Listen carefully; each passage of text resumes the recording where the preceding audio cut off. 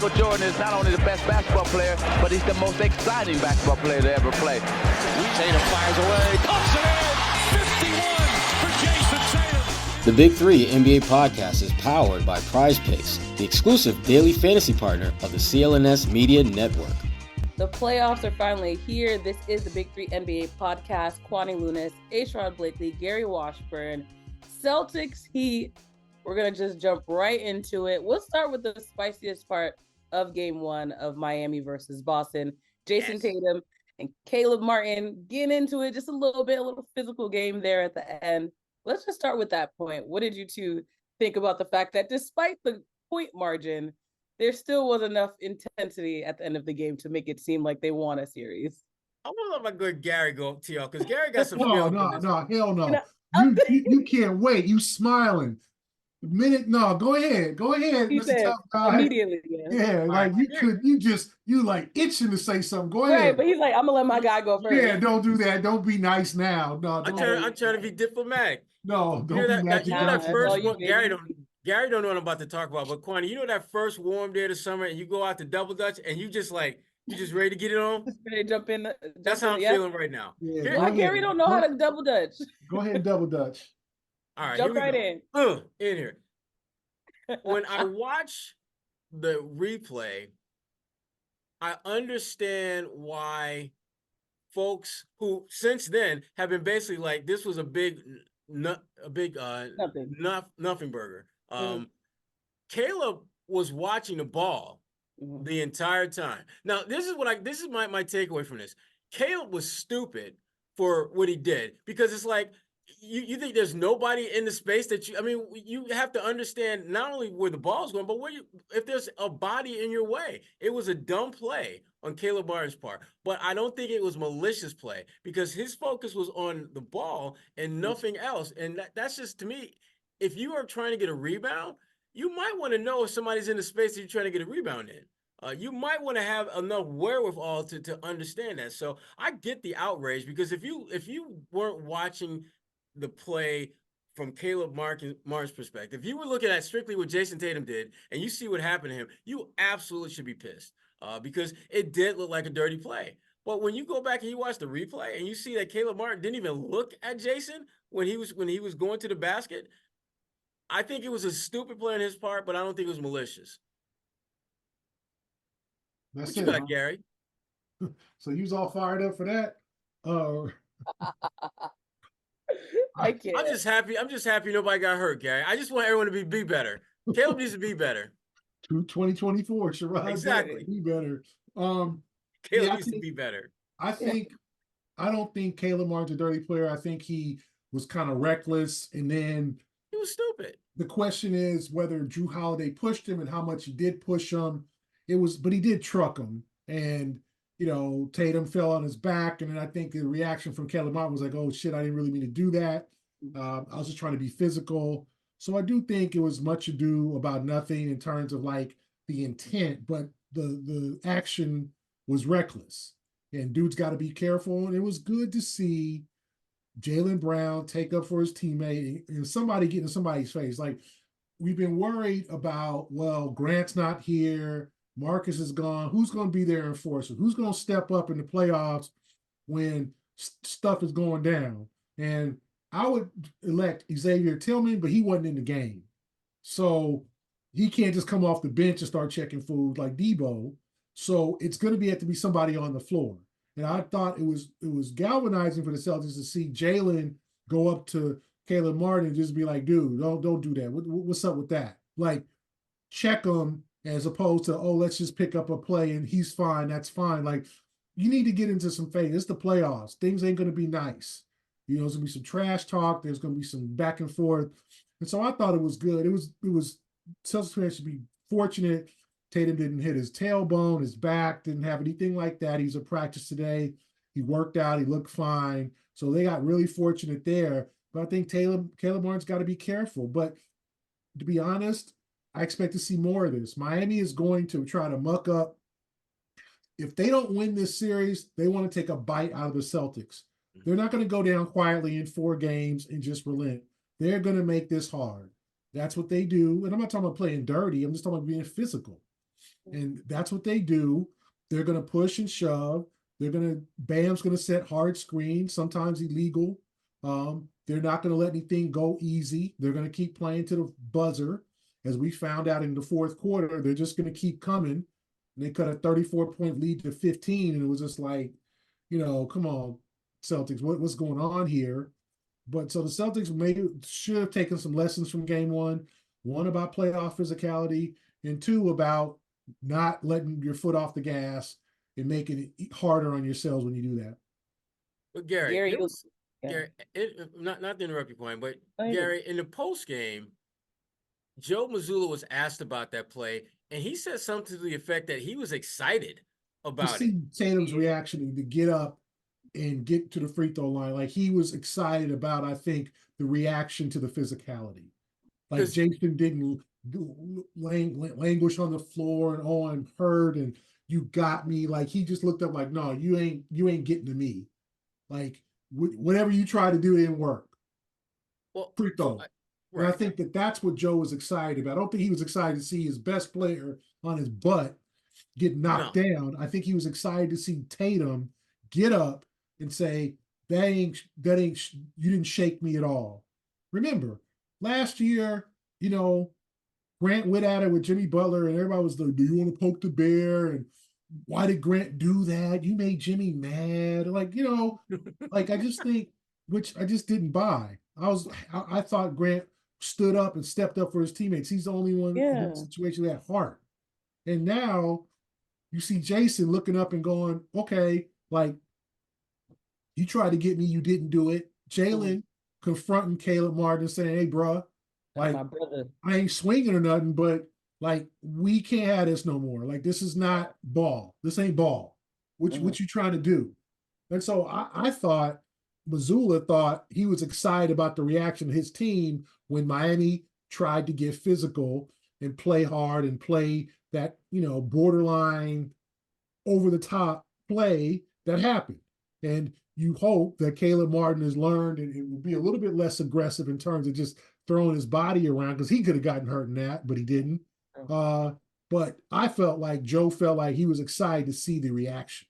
No, I didn't think that Joe was excited to see Tatum on his ass. I thought Joe was excited about the idea that not only did my guy get up and we whipping your team's ass in the process, but guess what? We're gonna have something for you next game. I thought Joe was excited about the idea. We might just have something for your ass next game for this. We ain't gonna forget this. And if we see Tillman get like first call in the first quarter, and they just run like a high pick and roll, and Tillman setting that screen on whoever Caleb is guarding. If Caleb just happened to get trucked, do it. I was watching a video like Olympic games from the past, and they showed Kobe Bryant in when the U.S. was playing Spain, and he told his teammates that I'm going to run through Pau Gasol. Yeah. And they were just like, yeah, whatever. I love that clip. Yeah. And he trucked his ass. And that sent a message that reverberated the entire game from that point on. I'm wondering, is that part of Joe's excitement that I just might have a moment where I just send it to him for like 5 seconds to lay someone out and get his ass back on the bench. And it's like, okay, just so y'all know, Miami, we are different. It's different here. It's different here. Using the hashtag. You say last year. You say last year. Say that. Oh. Cringe. Oh, y'all got the t-shirts. Don't front. Don't front. I don't. Actually, maybe I do wear one to sleep. Oh, Sherrod, you didn't say that. He really said the hashtag. Hashtag different cringe. Here. Hashtag cringe. Oh. Yikes. Did he just say hashtag cringe? Cringe. Yikes. But I do think that the Celtics will look to send a message, or whether it's a physical player or whether it's the way they started this last pass game. I think there's going to be a level of physicality right from the jump. Gary can't take you seriously anymore. When you produce this, please entitle this "It's Different Here."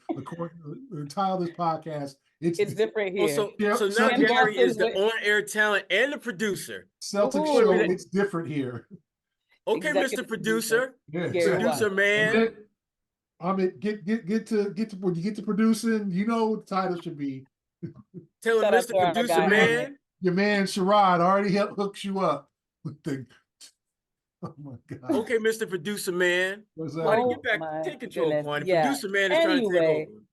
Gary, Yep. you kind of alluded to your answer. We're going to play a quick game of pick and roll in regards to this Caleb Martin, Jayson Tatum kerfuffle. Water under the bridge or more bad blood? Pick one. Why are you rolling with it? I pick more bad blood. Not that the Celtics going to be like targeting Caleb Martin, but I think they're going to be prepared for a more physical game too. I think Miami understands it's got to be more physical in the next game. One, they got to take a lot more 3-pointers because the Celtics are killed them on the 3-point line. But two, they're going to have to be physical and they're going to have to unnerve the Celtics and make things a little bit more difficult. So they're going to try. And I don't think they have the personnel to do it, but I do think that they're going to be more physical. And the Celtics are going to have to be prepared for that. They said that at practice today. Joe Mazzulla said, if we think that Miami is going to come out the same way, we're crazy, basically. You know, he said, we're kidding ourselves. They know that the Heat, and they know it from Brad Stevens telling them, Van Gundy, hey, fellas, this is far from over. They are going to come out laying some wood on you, and you're going to have to react, and not react to get technicals and get ejections, but react with physicality yourself. So I think it continues into game two, not where it's going to be some dirty plays and some fights, but it's going to be physical. Like, this series is far from over. Miami took the first punch, and they feel like, you know what? Let's muck this game up. Let's try to even this series up and then take it back to Miami and take home court advantage. You know, I mean, they might not have the talent to win the series or takes 4 games, but I'm sure they feel like they have the talent to win at least one. And they also feel like they're in the Celtics' heads from years past of, we can get under these guys' skin. We can control them mentally. The problem, though, Gary, and you alluded to it, is that they just don't have the dogs to do it. I mean, they had 2 dogs that I think had the potential. If Terry Rozier and Jimmy Butler were playing, I still pick the Celtics, but I picked the Celtics in 5 or 6 games. Because I think those 2 guys could absolutely lead them to 1 or 2 wins in the series. But without them, I don't see how it's going to happen. If you count on Caleb Martin, Highsmith to be your dogs, they decent NBA players, but they ain't no dogs. They're not about that life. And when you start looking over the Celtics, you start looking at the end of the Celtics bench. The end of the Celtics bench got bigger dogs in them. Mm-hmm. I mean, you throw Tillman in that game, you don't think somebody going to get laid out? My boy, Brissett, he going to get him 6-7 rebounds in 8 minutes because he going to miss 3 shots. He going to get them offensive rebounds. So the Celtics, I just think, are built better to have that kind of game. And that's the problem for Miami. The one tried and true cheat code that they can always go to, be more physical. They can't because they don't have the personnel to out physical the Celtics. That's a big problem. And as far as what we're talking about, whether it's water under the bridge or whether there's going to be more bad blood, it's going to be more bad blood. It's going to be more, and they're going to use what Caleb Martin did, even if they've seen the video, even if they believe that he did not do this intentionally. They are going to use that moment as like, you know what? This is what we're talking about. Yep, some may think that was a dirty play, but at a minimum, it was a physical play. And those are the kind of physical plays we have to brace ourselves for. We have to be ready for. And rather than embrace that and suck it up, we got to be the one to deliver it. That's what we did in game 1. That's going to be the conversation that these guys are going to be having leading into game 2. They have to basically run it back from what they did in game 1. Come out and attacking and being aggressive. I mean, Jaylen Brown, who we know is always aggressive, was super aggressive in those first couple minutes. I mean, when was the last time we've seen Jaylen jam on somebody in like the first 5 minutes of the game? He usually kind of works his way up to that. He came out looking at Jaime and just said, yup, young fella, get some. And that, to me, has to be the attitude and approach going into game 2. You gotta smack them in the face and jump on that neck and just keep crushing them until they're done. Call it a wrap. Prize Picks is America's #1 fantasy sports app with more than 3 million members. It is the easiest and most exciting way to get on the action while you watch your favorite sports and players. You just pick more or less on 2 or more player stats and watch the winnings roll in. Prize Picks is so easy to play. I can make my Celtic picks and make my entry in less than 60 seconds. Quick withdrawals and easy gameplay and an enormous selection of players and stat types are what makes Prize Picks the #1 fantasy sports app. Celtics and NBA fans, you can get in on Prize Picks in 30 states across the country, including California, Texas, and Georgia. On Prize Picks this week, I'm selecting Jayson Tatum to dish out more than 5 assists and his teammate Jaylen Brown to have more than 22.5 points. Download the app today and use code CLNS for a first deposit match up to $100. Pick more, pick less. It's that easy. Prize Picks. The latest report as of Monday is the fact that Jimmy Butler not only suffered an MCL sprain, which is why he has been out so far, but also he won't be in the series at all, which we kind of knew, but it was further confirmed by Shams. That being said, the literal next man up for the Heat, Tyler Herro, what would you guys make of his performance? Herro. Oh, Their hero, or that's lack Gary's thereof. boy. Talk Or about their your boy, lack Gary. thereof. So what do you think? What has he done so far in game one? And how can he carry this team if he is going to be the next man up in that sense? Well, what they're going to have to do, the Heat, like the factor one, we haven't seen Tyler Herro like really play against the Celtics in a couple of years. He did not play in last year's series, so Drew People were worried about last year too. Yeah, the Drew Holiday impact was prevalent. Like Herro started slow, he couldn't get going. He had a couple of threes in the fourth quarter, but if they're gonna have to figure out a way to get him some open shots and to get him going, because they can't. He's got to score over 20 points for the Heat to have a chance. And I predict he'll have a stronger game. Obviously, I don't sleep. People have their opinions of Tyler Herro. I think when he's on, he's on. He had that 30.7-point game years ago in the bubble. He can get going. He had 20. He only had a triple-double in the playing game against the Bulls. He can get going, but in order to get going, you've also got to kind of slip defensively. Like, when you put Drew on him, that's going to be a tough one for him to overcome. But I think the Heat will figure out a way. One, they're going to try to get the Celtics into some foul trouble, maybe get some of those guys off the floor. But with Herro, I think he's got to get going early. He's got to be the catalyst here. It can't be Jaime Jaquez Jr. I like Jaime Jaquez a lot. I followed him throughout his career at UCLA, being obviously a Pac-12 guy. He was at UCLA for a while and helped to do a Final Four, I want to believe, and had a great career there. And he is a perfect Heat player, and he's a tough guy. I like his game. He's going to get nothing but better. It's going to be all rookie team, but he can't be the number one option. And then Bam, obviously, the Celtics are like, okay, Bam, go ahead and take those 16-footers. Go ahead and dribble, get your shot, take that turnaround. We'll take that because those aren't threes. So if Bam is getting 20 shots, that's not good for the Heat. So they're going to have to spread the wealth. They're going to have to get some guys going, but Tyler Herro's got to be the catalyst. What do I expect? I expect him to be better. I don't think I expect him to be 30 points, but I do expect the Heat are going to be better and better prepared. And some of those shots that didn't go down in game one are going to go down. I to be frank with you, Gary, I think we'll see more of the same in game two, because I just don't see how Tyler is going to get going when all the reasons that limited him aren't going anywhere. Like, even when he's not being guarded by Drew, then you're switched out on a guy like Derek White, or then you got to deal with Jaylen Brown, or then you got to deal with Porzingis, who isn't obviously a lockdown defender, but his length causes problems for any guard. He's 7'3", and you're 6'4", 6'5", maybe.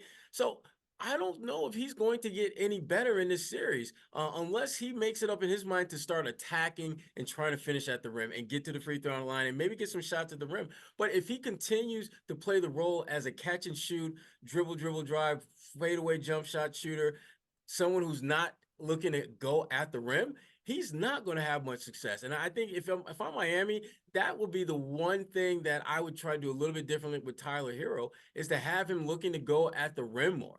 And try to be more physical and try to get some fouls and do that kind of stuff, because he's not going to get any airspace as a jump shooter in this series. The Celtics have too many elite defenders on the wings, not good defenders, elite defenders. I mean, think about this. You got freaking the best on-ball defender in Jrue Holiday. You got a first-team All-NBA defender in Derek White. You got a guy who's in the conversation to be All-NBA defensive team in Jaylen Brown. And we're not even talking about Tatum, who has stepped his game up when he's had to guard guys who can knock down shots. So you start going down the order, the pecking order, the guys that Tyler is going to have to find a way to score over.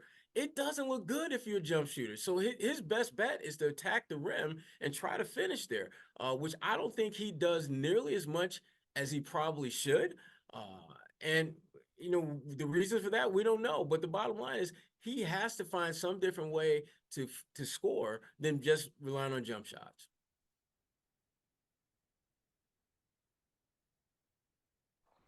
Let's talk about Tatum a little bit more. We obviously talked about his mix-up with Caleb Martin, but not his actual performance. His first playoff triple-double, 23 points, 10 rebounds, 10 assists. Obviously a great performance by Tatum, but how does he carry this momentum into the rest of the season? The best thing that Jayson Tatum did in that game was looking for others at the start. This is, to me, this was the blueprint for how Tatum, obviously he could shoot the ball better. That goes without saying. But as far as his attitude and approach to the game, I thought this was the best approach he's had in a long time. He made the game more about his playmaking, which then led to his shot taking. And when he's doing that, the Celtics are a difficult team to beat, because now all of a sudden, the attention that you've been paying to Tatum, he's making you pay for paying him so much attention. I don't think he does that enough. I don't think he lights teams up the way he can when they're giving him that additional attention, when it's guys who are tilting or sliding over, or even just a hard double. He doesn't make teams pay enough. But I thought he did that in game one. And the key to that is just guys making open shots. You know, I mean, you know, you talk about their core guys, but think about that stretch that Sam Hauser had where he just could not miss from that corner.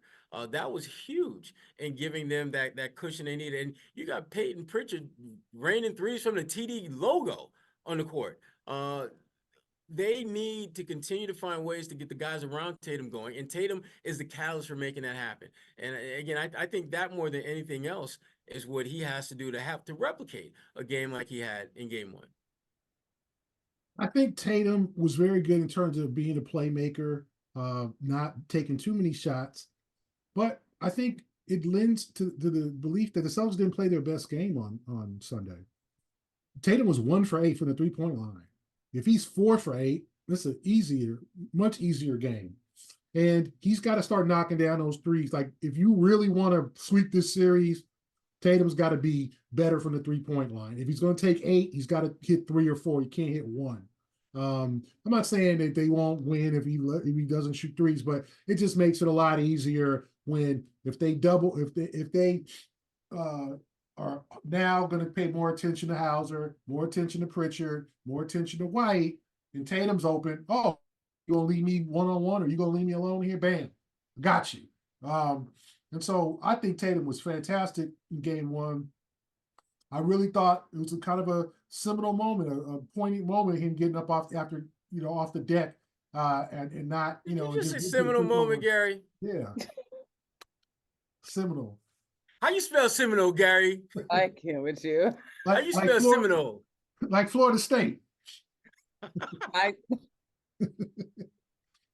was good. That was good. Well you done. Went to Cal. You went to Like Cal. We'll let that go. What's a Florida State mascot? Like that. Spell like that. They probably don't know those SAT words. Anyway, it was a seminal moment. Okay, we get it. How many times you gonna say seminal? Anyway, it's a poignant moment. Poignant. There we go. Okay. Okay. And I thought that showed a lot. And I was impressed by his disposition there. I was impressed by his defense. I was impressed by his desire to do everything on the floor. The only thing I said, if he knocks down some threes, this series is likely over, because he's going to get his open shots. And I think if I'm Miami, I'm going to let him shoot. I'm just going to just say, out of Pritchard, Hauser, White, and even Holiday, Tatum might be the lower percentage three-point shooter. I'm just going to have to, you're going to have to give up something. And so I think Hauser's taught them a lesson. So I think Tatum's going to get some open shots in game two, that he probably forced in game one, and let's see what he does. But I was impressed with his game overall. And the Celtics, if he knocks down those threes, the Celtics are playing their A game and they pull away and win. All right, let's look at the big picture then. The adjustment that Boston needs to make. We'll start with that. What you got, Gary? The adjustments Boston needs to make. I think the Celtics have to prepare whatever Miami's going to do. Miami is going to make adjustments. They're going to play tougher. I think they're going to dig deep into their bench. You're probably going to see some Patty Mills out there. They're going to pull out all the stops to try to get this game. And you got to protect home court. So I just think the Celtics need to, one, play a full 48 minutes. No more fourth quarter lapses like they did. And I get it. Like, I think what's overlooked in that fourth quarter run was DeLon Wright had 5 3-pointers in like 8 minutes. And he may not hit 5 3-pointers for the rest of his career. He's never done that in his career. Never done that in his career. It and might I'm never ripping him. Yeah. But his career high for threes in a game was 5. For a game. He hit 5 in whatever minutes in the fourth quarter. He hit 5 in the first 9 minutes of the fourth quarter. Like, that's not going to happen again. Not to say you leave him alone. You now respect him and you come out on him, or you don't let him just take an open 3. Mm-hmm. But you understand that Miami is capable, and somebody on that Heat roster is going to have a big game that you might not expect. And you got to be prepared for everything. Just be prepared for everything, because Miami knows if it goes back to Miami 0-2, they're likely not going to win 4 out of 5. They've got to get this one. So it's got to be, this has another must win for the Celtics. Come out with that same locked in focus, laser focus, and make it an easier game and be prepared for whatever they do. Yeah. I think the Celtics, the biggest thing that they need to do from an adjustment standpoint is stick to the script. You know what works against these guys. That has to be the game plan. Come out, establish your identity from the jump on them, put them on their heels, force them to play catch up, knowing that this is a team that's not how they operate. They're kind of the slow drip, walk you down inch by inch, step by step. They're not going to come out the way that a team with a better offense would if you get them down. So to me, if you're the Celtics, jump on them early and put them on their backs, force them to start playing the in-game adjustments game from the jump. I think that if you're the Celtics is the recipe for success, because at the end of the day, if you are able to make this series about who has more talent, this thing is over in 4. And part of making it about the talent is to inflict your pain on them and show them that you're the better team. Force them to start looking down their roster like, oh, well, we got to go with, oh, damn. Yeah, all right, we just, DeLon, go out there, do something. I don't know, just do something. Go shoot. And slowly but surely put that team away. And, you start off in the first quarter, you put them 2 feet under. Second quarter, you put another 2 feet under. And by the end of the third quarter, they dead. They 6 feet under. It's a wrap. Start patting the shovel down and call it a day. Where the tombstone at? Because it's a wrap. It's a wrap. And that has to be the attitude of Celtics. Let's bury these fools as soon as we can so we get on out. If you're Miami, then opposite end of the spectrum, how do you make this a series? A longer series. Muck it up. I mean, be physical, borderline dirty plays. I mean, if we being honest and keeping it 100, that's Miami's rep. That's the reputation.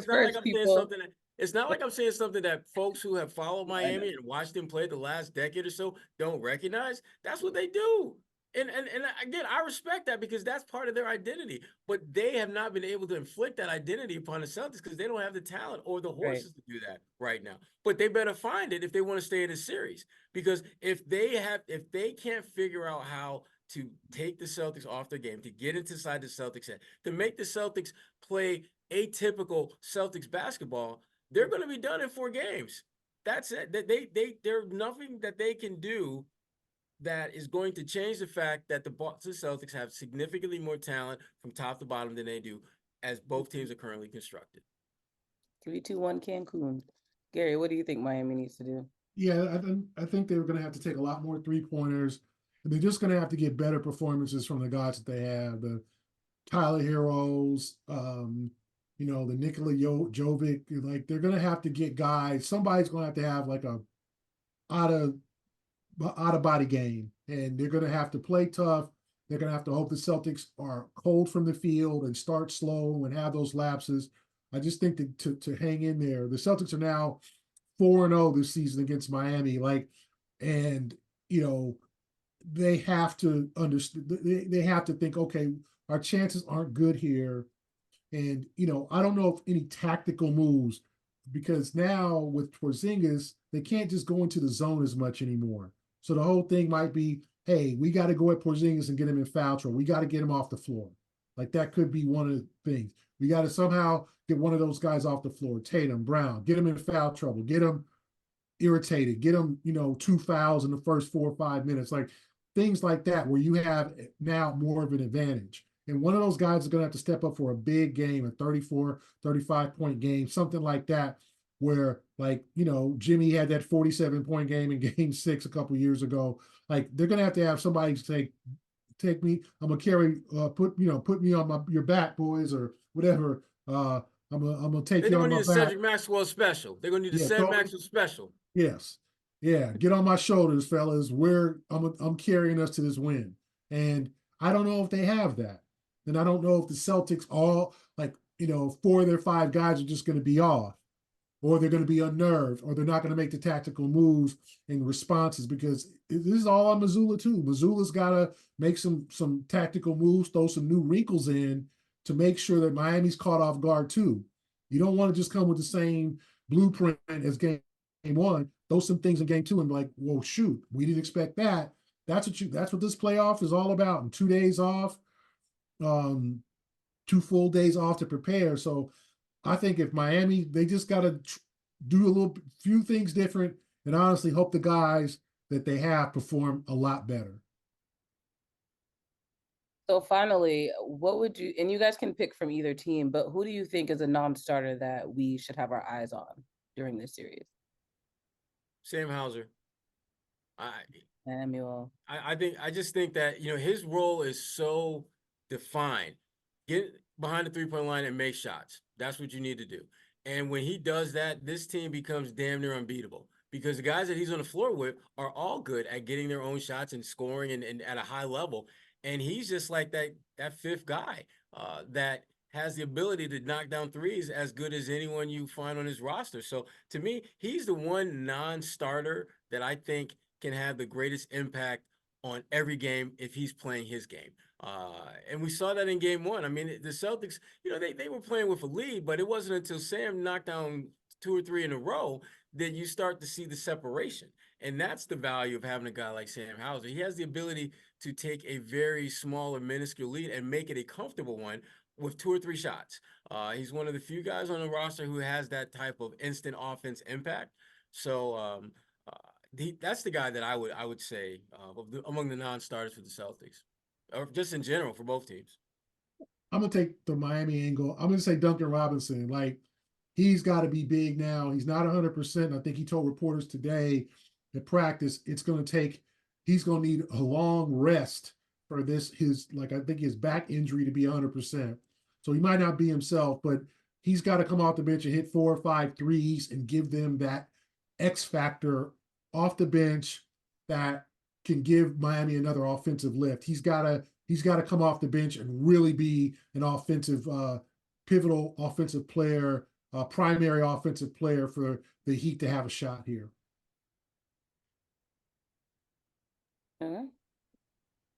There we have it. Well, it's only game 1. Obviously, the series must go on. I will quickly note and see if you guys want to elaborate. There was a video on social media of the Miami Heat outside after game 1, which I don't know why that was considered a storyline, but it was an interesting one.